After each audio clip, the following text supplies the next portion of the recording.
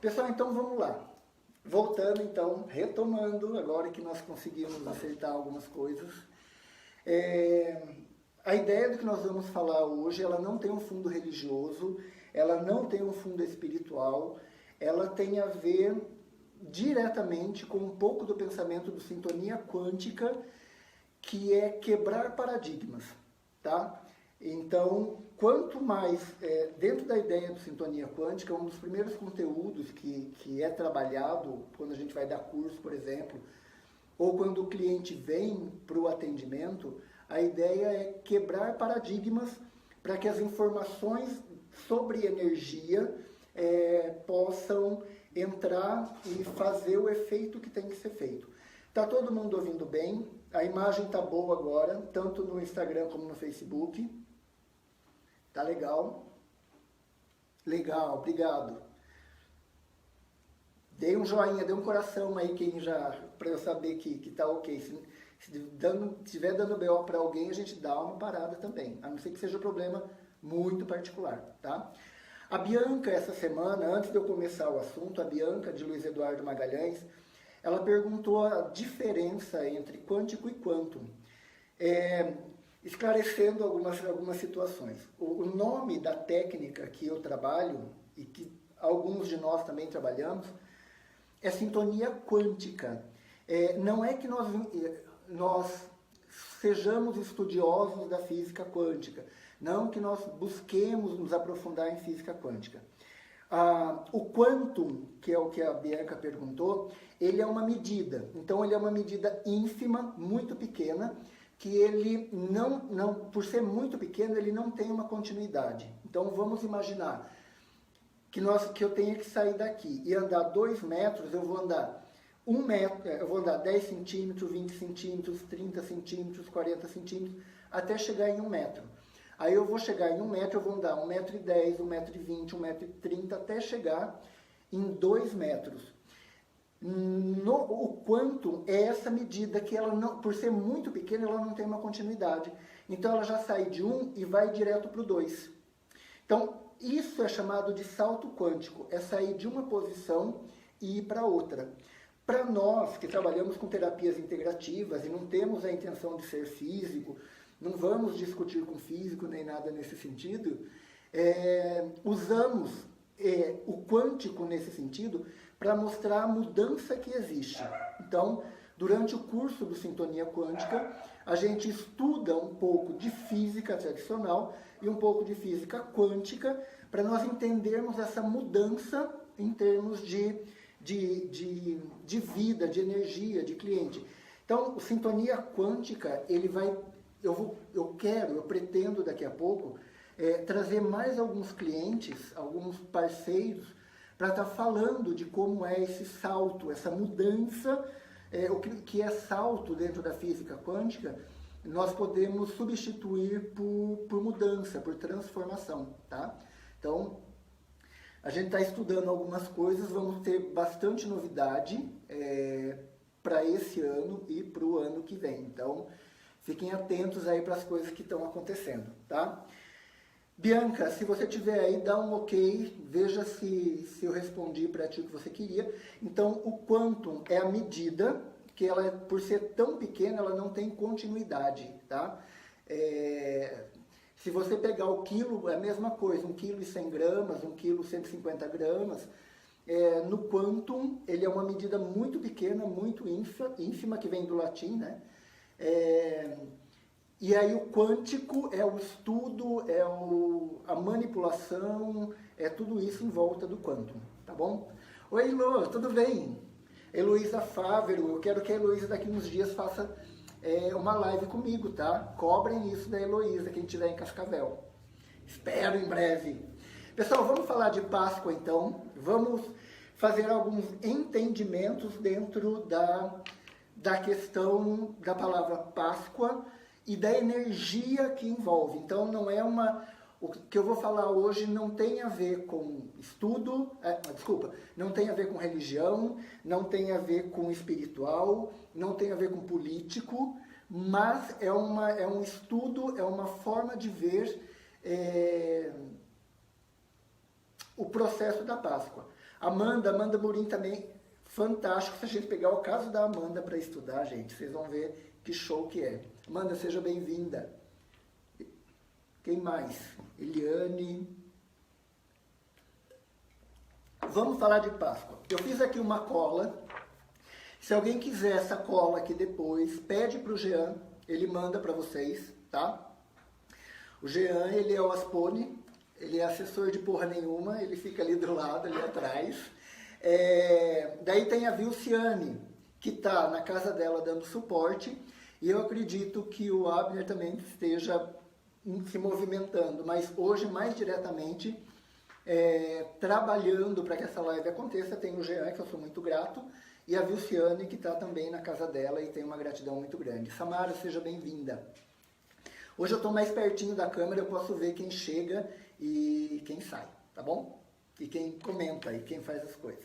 Então, assim, eu fiz uma compilação de algumas informações que eu estudo já há algum tempo. Então, estudar a questão da religião, estudar a questão da Bíblia, estudar o livro de Urântia, estudar kardecismo, estudar religiões afro-brasileiras.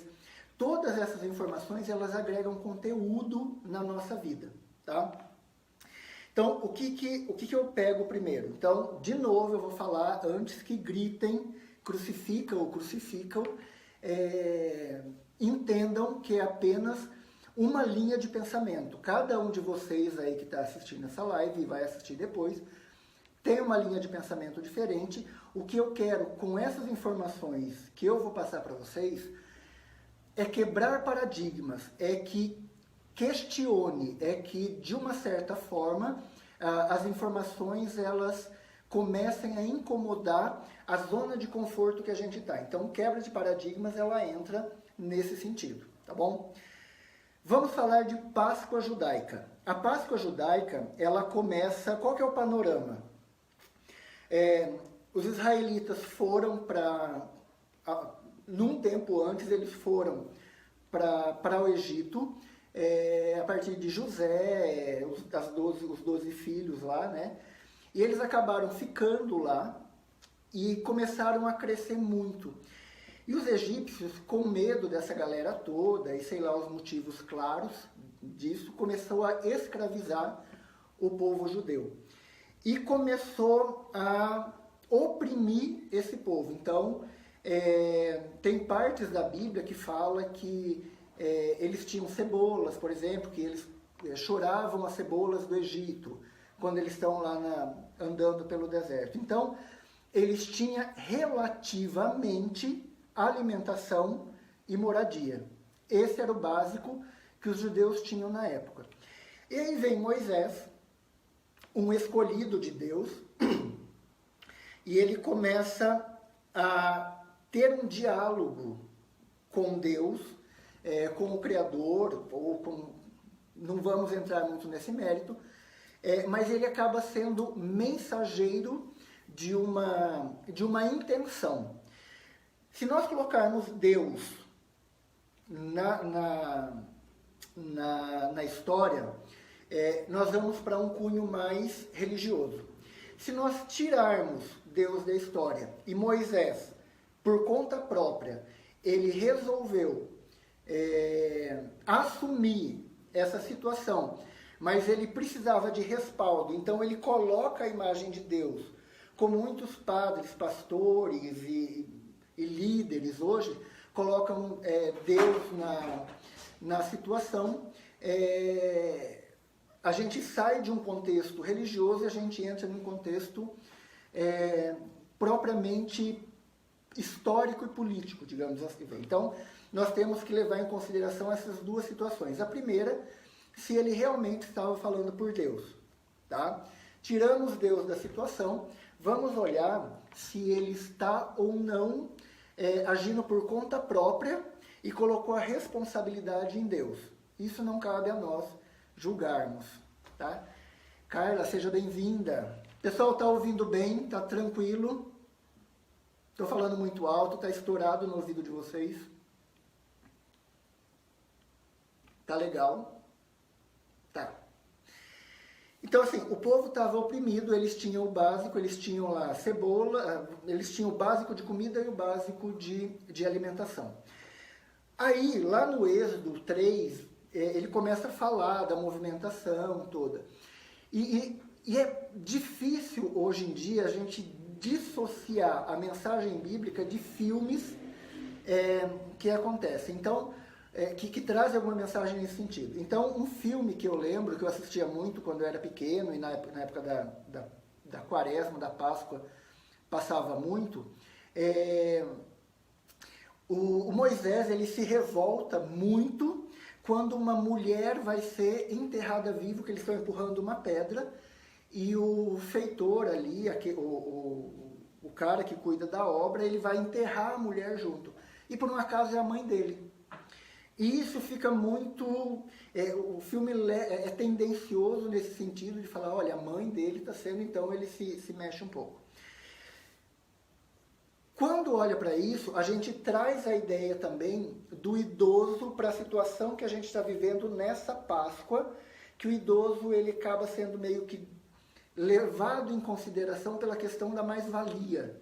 Né? Então, hoje o coronavírus, por exemplo, a gente vai falar de praga daqui a pouco, então vamos colocar o corona também como uma praga, que o idoso, ele em algumas situações, ele acaba sendo deixado meio de lado porque ele não produz tanto. E é esse o discurso que é usado nesse filme que eu assisti lá atrás. Eu acredito que muitos de vocês também tenham assistido esse filme. Então, assim, Moisés vem e começa a fazer um diálogo com o governante da época, que era o faraó. E eu acho que o grande problema todo, eu vou falar daqui a pouco desse problema, o Moisés ele começa a ser interlocutor nessa situação entre o povo e o governante. Ele começa a se colocar no meio e começa a falar sendo vamos colocar Deus na história. Ele acaba sendo um enviado de Deus para falar na horizontal com o faraó e aqui também com o povo que está mais embaixo. Vamos tirar Deus. Moisés ele fala diretamente com o faraó, usando de Deus em relação ao povo. Valéria, seja bem-vinda. Gente, o meu calo chegou, hein? Então, e o Moisés ele acaba falando de várias pragas que estão acontecendo, que vão acontecer, e começa a mexer com a estrutura do faraó. A ideia, o foco principal disso é libertar o povo oprimido. Então o povo está oprimido, só tem comida e alimentação, trabalha demais, e a ideia do faraó é libertar o povo. Tá? É liberto, tem um momento que é a praga em que Deus fala que o anjo da morte vai passar e vai estar matando os primogênitos. Então, guardem isso, porque quando Deus fala, quando Deus se movimenta, existe morte. Tá? Isso não é positivo nem negativo, é um fato. Todas as vezes que Deus entra na história, acontece alguma coisa que Deus movimenta e tem algum tipo de perda, tá? Então, e o faraó, enquanto governante, ele só se mobiliza quando ele perde, quando ele morre, quando o filho dele morre. E aí ele libera o pessoal para seguir o caminho dele. E aí o povo anda 40 anos no deserto. 40 anos no deserto, existe uma praga, morre os primogênitos. O que acontece? A autoridade do faraó ela é questionada pela presença de Moisés. Esse questionamento ele é confrontado o tempo todo. E eu ia falar que existe um grande problema aí, que eu vejo como um erro muito grande. E algumas pessoas dizem que Deus não erra. No meu ponto de vista, humilde, Deus errou nesse momento. Se vocês forem lá no Êxodo 7, Deus fala que vai fazer de Moisés um Deus diante do faraó e do povo do Egito. Essas informações estão na Bíblia Ave Maria, tá? Da época que eu era seminarista ainda, bem surradinha, quer dizer que eu estudo ela, que eu leio ela ainda, tá? Então, lá no Êxodo 7, Deus fala assim, eu vou colocar você diante do faraó e você vai ser Deus falando com ele. E aí que está a chave do problema todo. Porque o povo começou a ver também Moisés como Deus. E aí lascou. Aí quando o faraó libera o povo e eles vão para o deserto e as coisas não começam a acontecer como Deus, Moisés, não aconteciam, o povo começa a lamuriar, o povo começa a questionar, o povo começa a reclamar, tá? E aí reclama a falta da água, que está em Êxodo 15, reclama da falta de comida, e aí daí tem o bezerro de ouro, outros ídolos, tudo mais, povo de cabeça dura.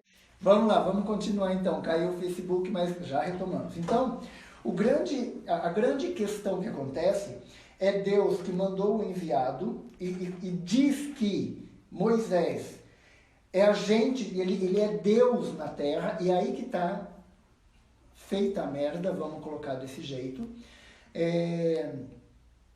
E aí o povo espera de Deus, Moisés, não Deus, mas Deus, Moisés, atitude. E Moisés não consegue dar aquela resposta que o povo quer. Está ao vivo no Face ainda? Tá, voltou? Pessoal, dá um ok para mim no Instagram, no Face. O Augusto, o grande Paulo, muito tempo atrás você foi o massoterapeuta que me ajudou com o torcicolo. Eu tinha ido embora para 2 vizinhos e lá comecei a trabalhar um pouquinho em espiritualidade. Agora que voltei, quero mesmo fazer os meus cursos. Por favor, me mande o calendário. Já anota aí o calendário. Então, assim, voltamos aqui. Deu para entender, então, o panorama em volta da Páscoa judaica? E assim, quando o anjo da morte vai passar, as pessoas têm que se recolher, que é basicamente o que nós estamos fazendo hoje. Estamos nos recolhendo, tá? Buscando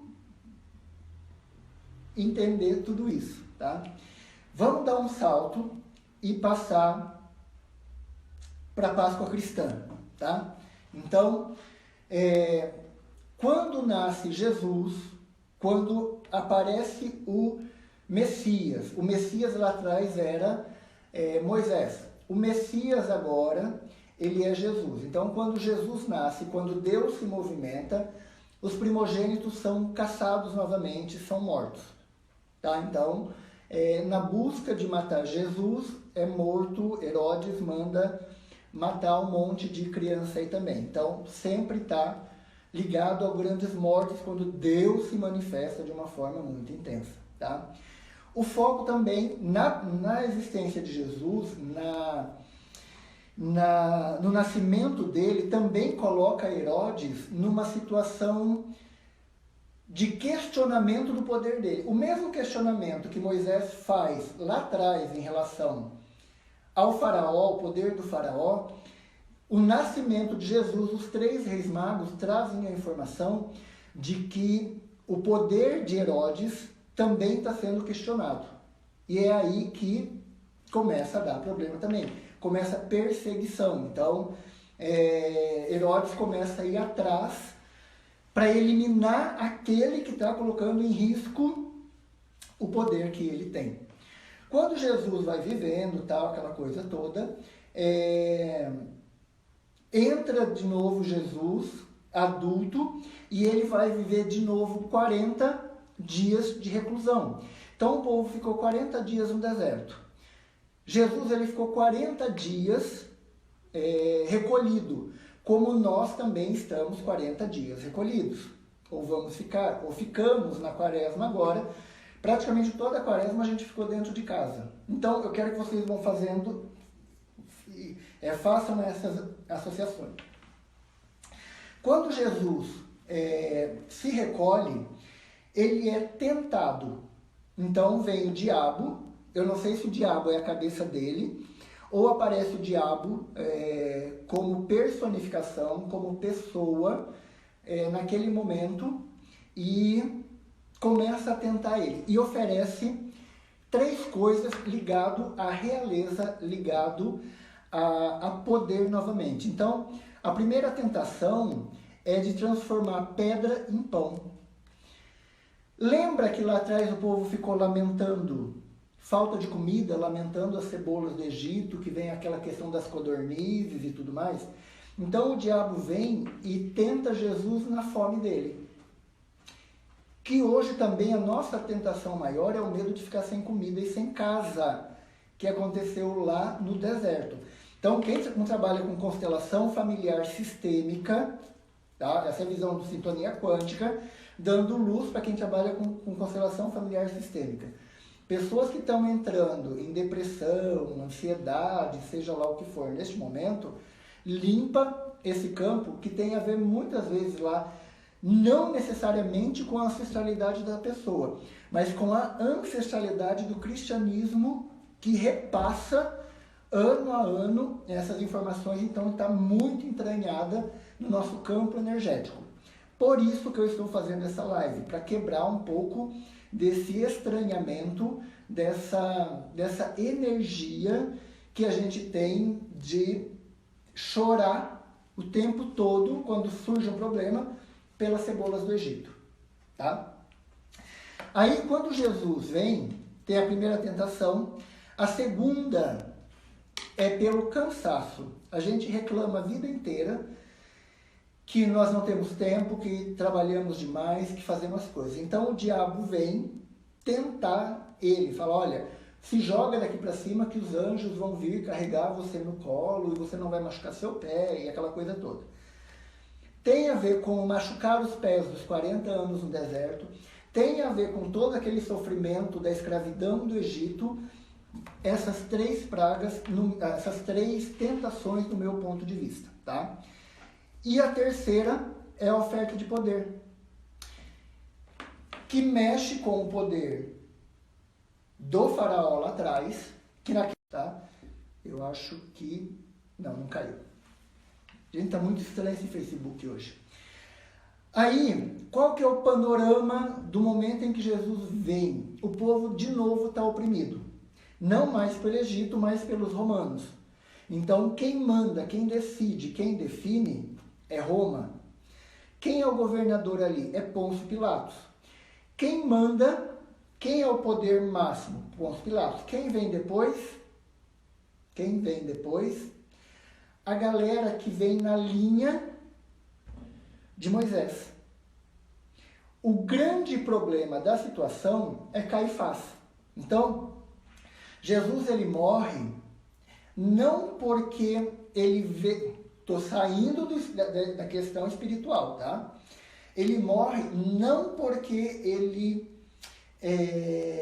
veio para dar a vida, para ser o cordeiro imolado, tá? Tanto que na hora que o bicho pega para capar, ele fala, pai, afasta de mim esse cálice. Tá? Então ele estava muito humano no momento. Então, quando a gente tira a ideia de Deus de trás, Jesus ele morreu não porque ele veio ser o cordeiro imolado, não porque ele veio salvar o povo espiritualmente, mas porque ele começou a questionar os sumos sacerdotes, que neste momento era Caifás.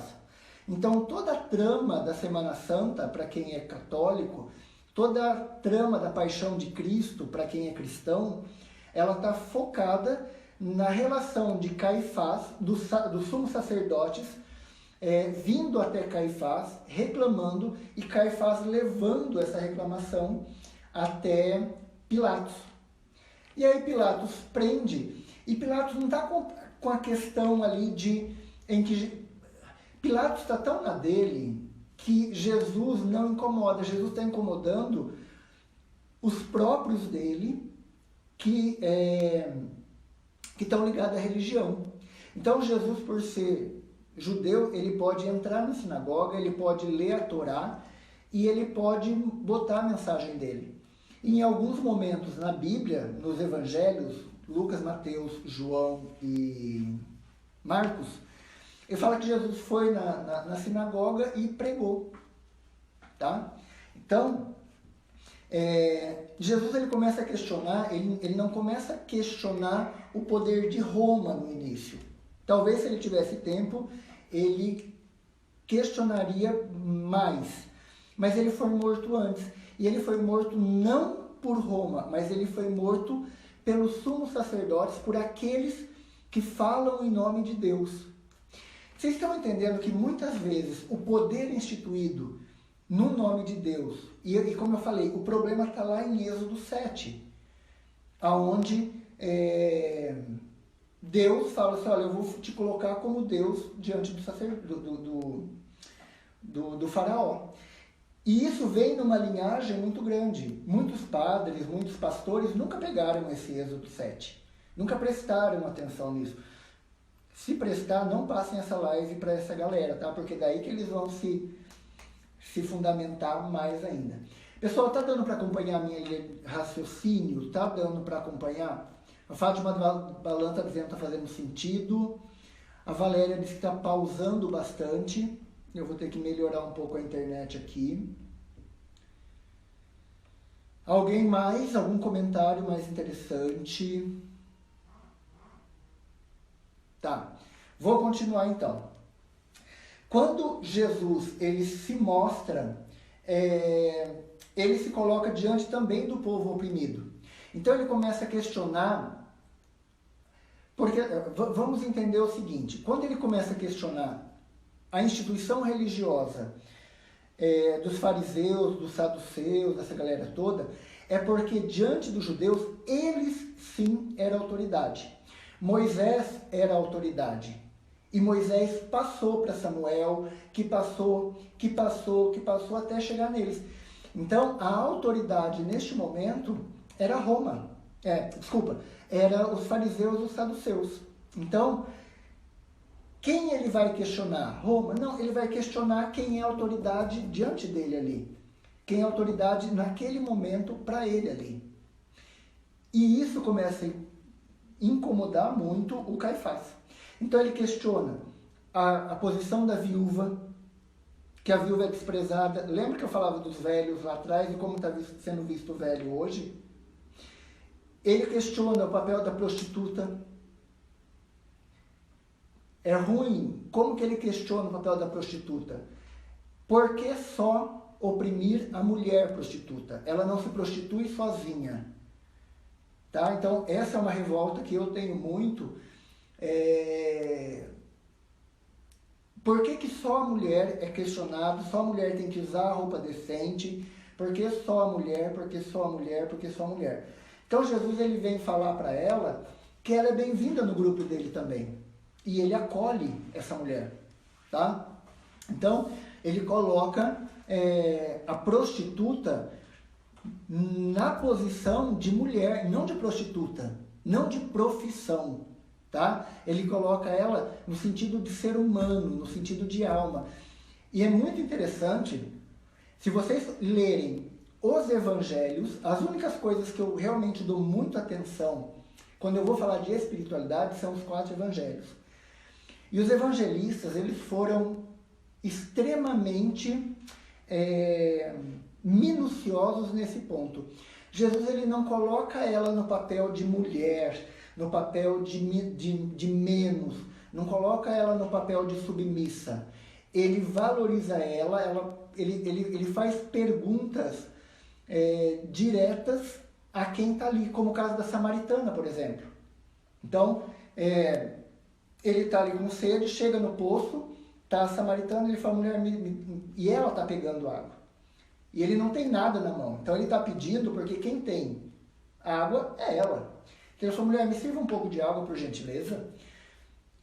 E aí ela se assusta, porque geralmente não fala com samaritano, porque foi renegado lá no Antigo Testamento, na época do cisma, que aconteceu lá atrás. Então, a Samaria, mesmo sendo judeu, é considerado menos.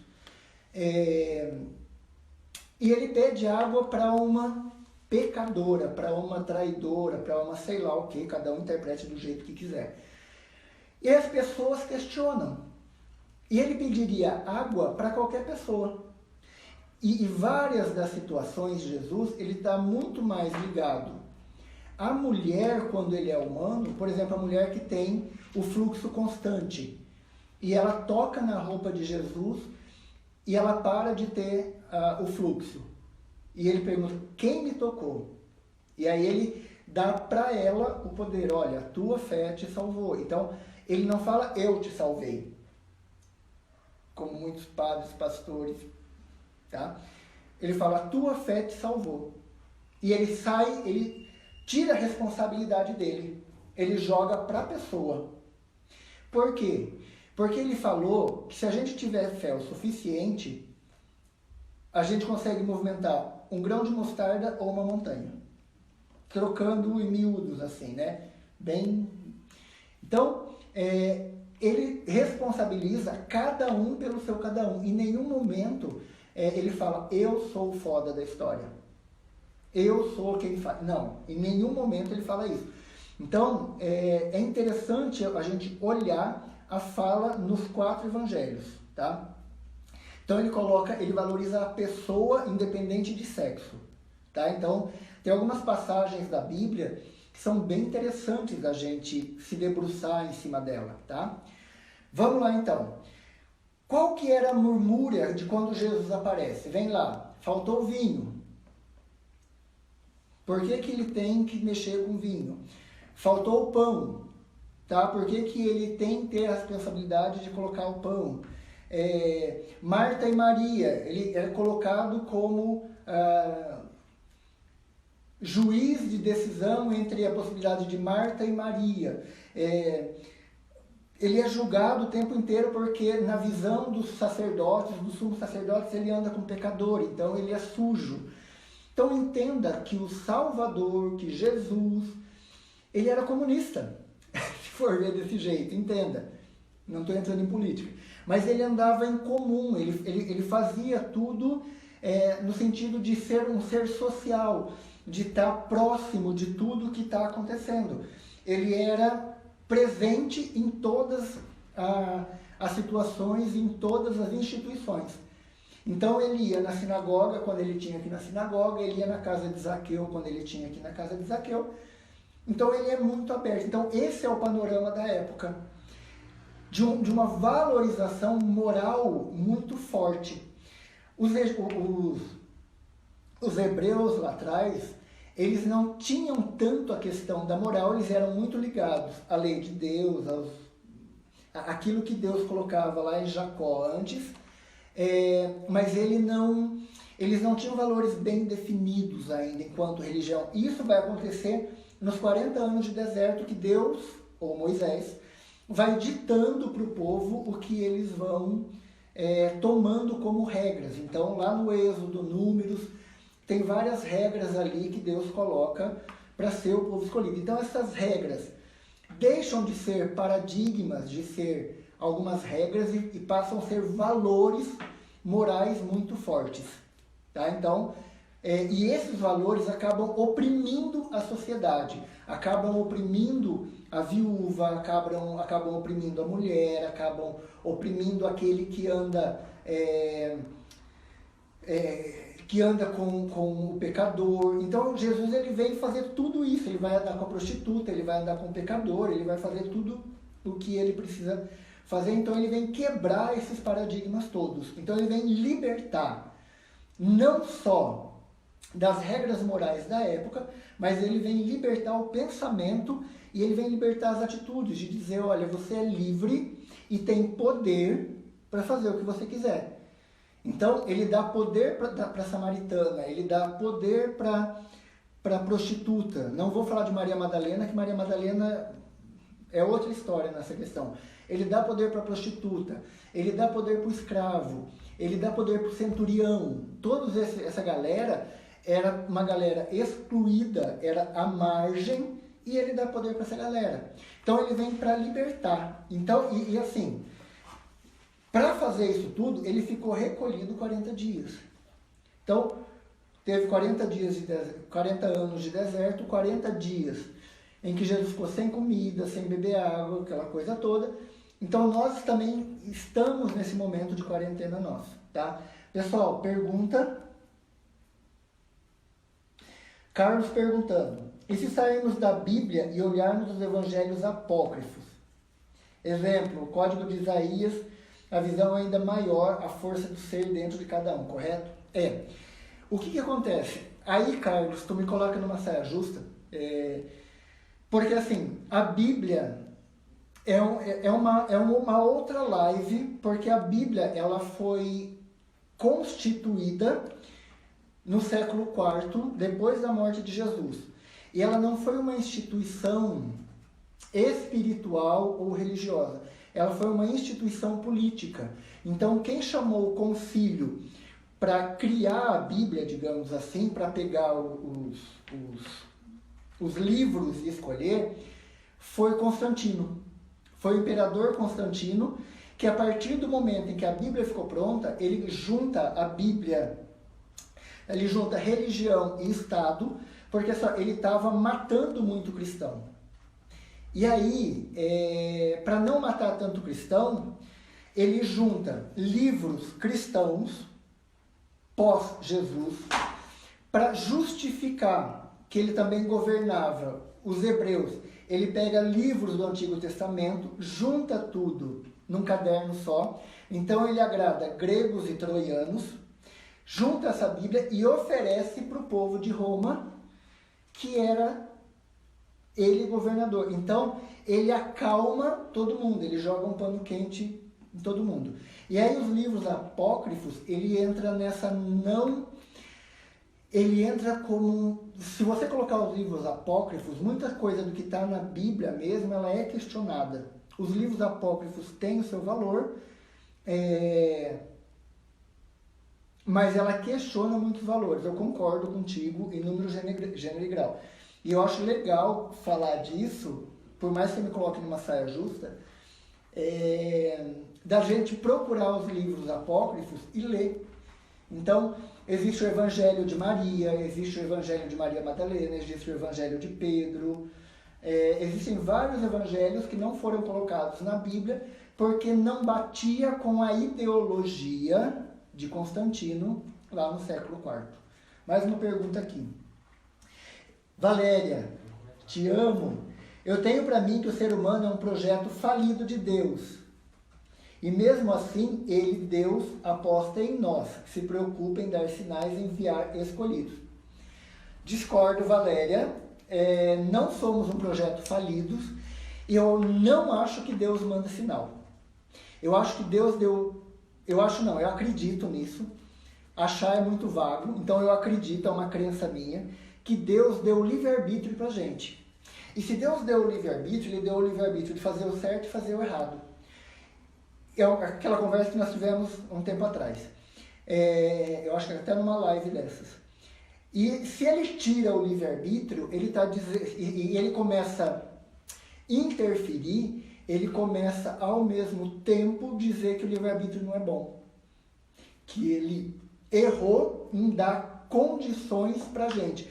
E aquilo que Jesus falou, vai, a tua fé te salvou, vai, você é capaz de fazer, essa liberdade que Jesus veio reforçar é quebrada por essa galera que se coloca como missionário, como enviado e tudo mais, tá? Pilatos tinha tudo para salvar Jesus, só não fez por pura covardia. Não, Valéria, não fez por covardia. Medo também não, que poderia acontecer com ele. Pois ele passaria por cima de Herodes, ateu, e os próprios judeus. Não, vamos estudar mais a Bíblia, vamos estudar livros de teologia que falam em cima disso. A grande questão, Pilatos estava, desculpa a expressão, cagando e andando para o que estava acontecendo. A Bíblia deixa isso muito claro, os filmes que a gente assiste deixam muito claro. Pilatos achava aquela situação como ele via tudo aquilo como, eu estou nesse cu de mundo aqui, com essa galera que não tem nada a ver, que acredita num Deus que não tem nada a ver, e eles estão fazendo tumulto. Daqui a pouco a gente dá umas flechadas e a coisa acaba. É mais ou menos isso que Pilatos entendia. Então, ele na verdade, ele falou assim, tá, eu lavo minhas mãos, o sangue desse inocente está na mão de Caifás, está na mão dos sacerdotes. Então ele jogou para a mão dos sacerdotes essa questão de matar. Então ele fala assim, olha, eu tenho o poder de libertar. Quem que vocês querem que seja liberto? Barrabás. Então os sacerdotes organizam o conluio ali, movimenta para que Barrabás seja solto e Jesus crucificado. Então, assim, eu não vejo, eu discordo com você nas duas coisas, tanto que Deus não envia emissários, que a gente não é uma raça falida, e que Pilatos também, eu não vejo Pilatos como covarde, eu vejo Pilatos como muito sensato no cargo que ele estava assumindo. Então ele poderia peitar tudo aquilo. Ia ter problema? Ia. Ele dar umas flechadas em todo mundo, tacar fogo em outros, jogar meia dúzia para leão, mas ele ia conseguir contornar tudo isso porque ele tinha Roma do lado dele. Ele tinha o poder bélico do lado dele. O que os hebreus tinham? A Torá, revolta, pedra, pau. Então, era mais ou menos isso que naquele momento o povo hebreu tinha. Não estou diminuindo o povo judeu, tá? Mas assim, naquele momento, o povo hebraico, naquele momento, o que eles tinham de poder bélico? Nada, era pau e pedra, praticamente época das cavernas. Então eles iam lutar com Roma como? Todo o poder bélico era de Roma, então eu meio que discordo de ti aí, tá? Gustavo, eu vejo mais pelo lado que lá atrás nós perdemos a nossa essência, tudo que sentimentos é reconexão. Isso reflete nas histórias que originaram nas histórias do Éden. Cara, dá pra gente conversar um monte sobre reconexão. Jesus, ele vem, na verdade, para reconectar a gente. A ideia de eu estar fazendo essa live hoje, eu nem cheguei no dia de hoje, a gente está parado aqui no meio, né? A gente não está conseguindo encaminhar. Deixa eu terminar aqui, daí eu respondo as perguntas. Vamos pegar hoje. O foco hoje, o que o povo estava clamando a Deus e aos 7 cantos do universo. O povo estava se sentindo oprimido, sem tempo, sem dinheiro, sem valores humanos, estava pedindo um monte de coisa. Então, qual que é o foco hoje? De novo, uma praga do Egito ou uma perseguição, e qual que é o foco? Então, tinha um desprezo pelo velho, pela mais-valia lá no Egito, mas morreram os primogênitos. Tinha um desprezo pela viúva, pela prostituta, mas morreram os primogênitos na vida de Jesus. E agora, quem, de novo, de uma certa forma está sendo vítima, digamos assim, na verdade todo mundo está sendo vítima, mas quem que é o foco do alvo? Quem que está com o alvo nas costas? Os idosos e as crianças com menos de 1 ano, muito mais os idosos do que as crianças, mas está morrendo gente de todo lado. Então, de novo, a gente volta a se fechar e refletir. Esse fechar, hoje eu conversava com uma pessoa que eu amo muito, que eu admiro muito, a doutora Miriam, e a gente estava conversando com isso. A gente teve que se fechar na nossa casa, a gente teve que se fechar no nosso interior, e aí quando a gente se fecha na nossa casa e a gente se fecha no nosso interior, todo barulho em volta vem para dentro da gente. E aí, tudo que estava na pele, digamos assim, porque as pessoas andavam na crosta terrestre. Então, todo o movimento estava na crosta. Quando esse movimento silencia, o que os vulcões estão fazendo? Entrando em erupção. O que o fundo do mar está fazendo?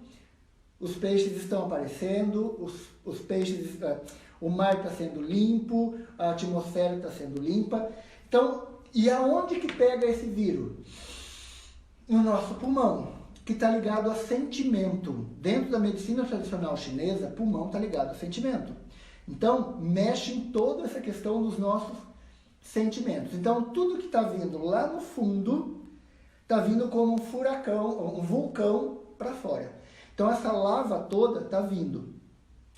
E aí, o que esse vírus, ou esse, como talvez a Valéria diga, esse agente de Deus, que é vamos fazer uma analogia desse jeito, que é chula, mas vamos fazer. Esse mesmo anjo da morte que passou lá no Egito, que não tem nada a ver com a gente hoje, está passando hoje. E nós temos que ficar em casa. Nós temos que não nos misturarmos, que era aquilo que pediu lá no Egito. Então, hoje nós estamos vivendo um novo momento de libertação, só que não é uma escravidão externa, não é uma escravidão de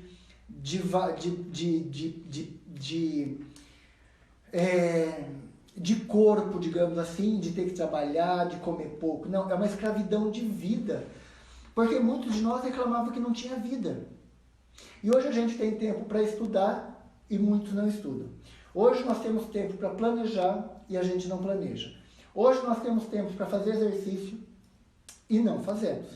Então, muitas pessoas acham que estão de férias, vão para casa e dormem até tarde, vão dormir tarde e não criam uma rotina madura, uma rotina de valor, de verdade da pessoa, quer tirar vantagem em cima da questão do momento que estamos vivendo. Então, essa é a situação. E hoje, qual que é o medo? De novo, morte. Então, teve morte lá, tem morte aqui e teve morte no meio.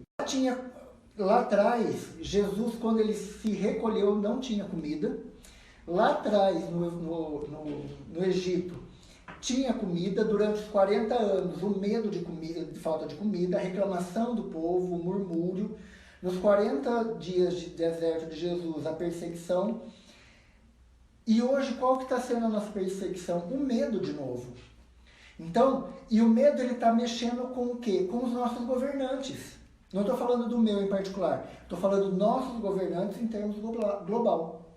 Porque o governo, os governos, eles estão muito preocupados com a questão financeira do país.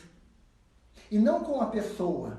Ah, vai morrer uns 7, 8 mil aí? Tá, mas a economia tem que agir. Isso eu não estou falando do nosso. Eu estou falando de Estados Unidos, eu estou falando de vários outros lugares que não estão tão preocupados assim. A Inglaterra, até um tempo atrás, é uma das que mais demoraram para fechar, para entrar nesse momento de reclusão, de quaresma, de quarentena. A Espanha é uma das que mais demoraram para entrar na questão da quarentena. E não vamos nem entrar no mérito de onde veio para onde vai esse vírus. Mas eu acho interessante a gente parar para refletir o momento. É o momento da gente olhar para nós e vermos os valores que a gente tem. Tá? Então, essa é a situação. Tá? Vamos lá, mais coisa aqui. Então, o povo está oprimido porque, assim, não está preocupado com quem é rico e quem é pobre, não está preocupado se é transmitido para rico ou para pobre. Toda a questão, muitos influencers, muitas pessoas influenciando, e hoje em dia não tem mais nada disso, tá?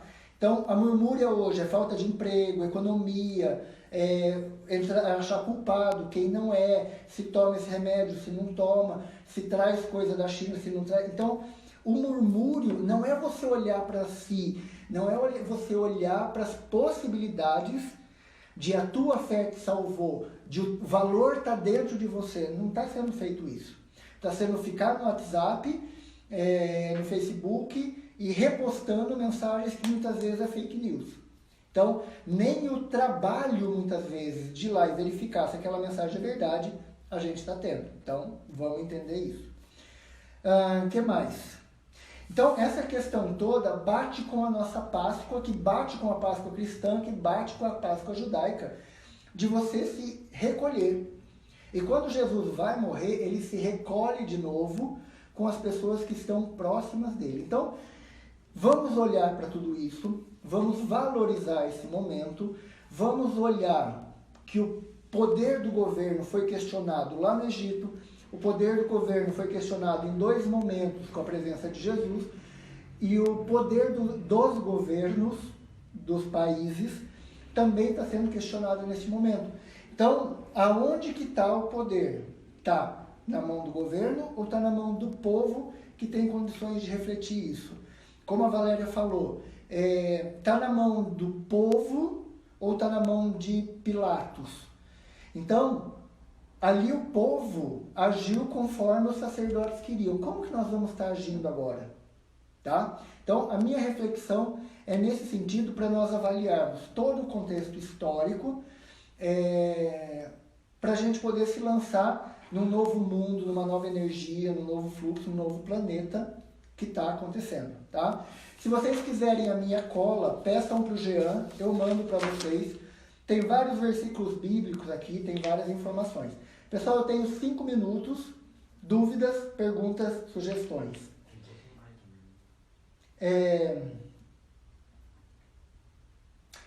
Já li aqui do Gustavo, eu vejo mais pelo lado que lá atrás nós perdemos a nossa essência. Então, esse é o momento de nós encontrarmos a nossa essência, de ver o poder que o Paulo tem na mão dele.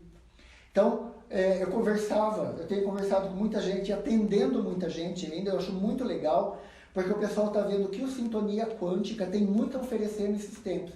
Então eu tenho atendido muito, eu não tenho viajado para cidades, mas eu tenho atendido online.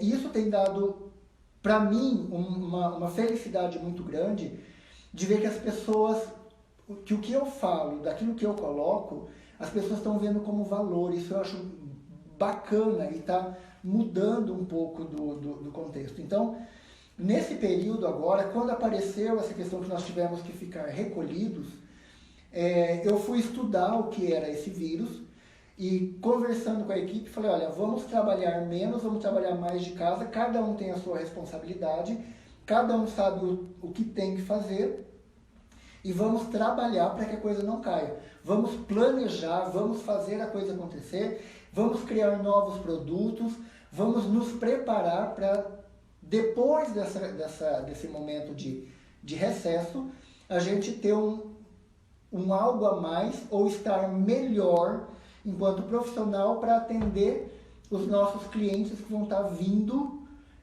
debilitados por alguma forma.